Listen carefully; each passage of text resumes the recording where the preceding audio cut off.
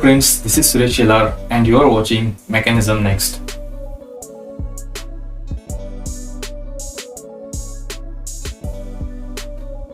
Today we are going to know G codes.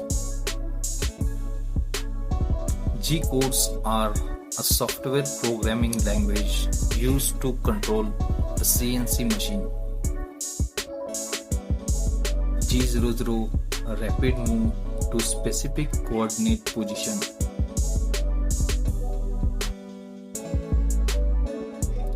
This code is not for operation, only for idle movement. Watch the video clip for example. G01, linear feed move.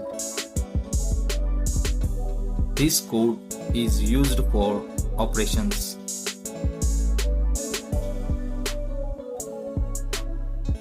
Watch the video clip for example.